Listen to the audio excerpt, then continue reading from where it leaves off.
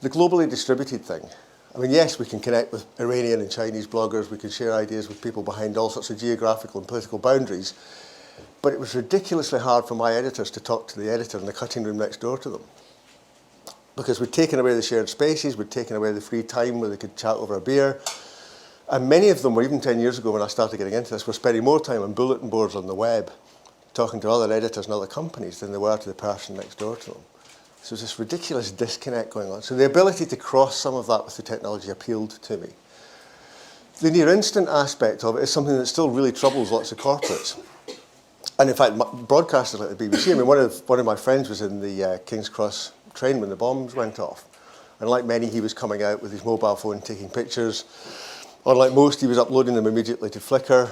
He was tagging them, which makes them an even smaller minority, with the phrase London bombs.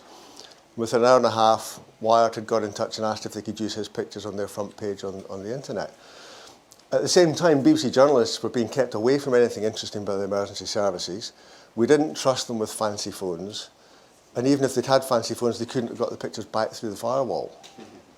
So that whole thing about the fact that John at that moment with that phone was more powerful, briefly, than the biggest broadcaster, whatever, is interesting. And that's what scares a lot of them. And it became apparent that once you start unleashing these tools inside the firewall, as I did, they get even more scared because suddenly news just travels really quickly. So at our forum, which I'll show you in a moment, when something happened that was interesting, we all started talking about it. Loads of people talking about it. People who were actually involved in things were talking about it. So that when internal comms then sent the all-staff email telling us the truth, we all went, yeah, we know. Or actually, no, that wasn't the truth, because we've already been talking about it and we're better informed than that sanitized thing you just sent round. So that speed is a challenge.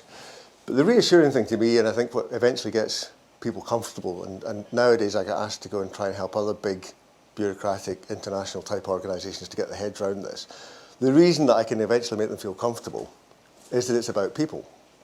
It's about person-to-person conversations. It's about establishing relationships. And that's one of the interesting things about the word social. You know, corporates get really jumpy about the word social. You know, I've had people say to me, I could never use the word social in executive meetings. They wouldn't take me seriously. Because we've sanitized that out. We've taken that sort of messy human relationship-based thing out. So when they hear you using that word, they have visions of unleashing the nightmare of all these teenage nutters kind of like spouting themselves out onto Facebook or whatever.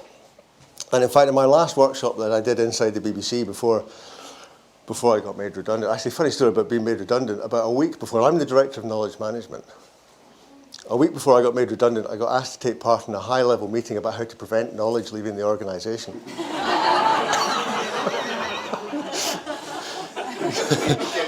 You couldn't make it up, could you really? But this sense that they're trying to keep the lid on something, and this last meeting at the BBC, there was a manager in the front row sitting there in his suit looking really grumpy as I'm doing my bit, and he barely let me finish before his hand shot up and he said, I could never trust my staff to use these tools, they would all end up wasting their time. So I was feeling a bit truculent that I was about to leave, and I said, have you ever thought that your recruitment policy might not be working? You know, you're employing untrustworthy morons that as soon as you turn your back, they're going to start misbehaving. And then I said, well, this thing about wasting time is a moot point. You know, people have always found ways to waste time. Staring out the window, spending too long having a fag, going to have a coffee. Unlike all those other ways, I can quantify how much time they're wasting with these tools. I can show you when they log on, when they log off, and how much crap they talked in between. And then you manage them, because that's your job as a manager.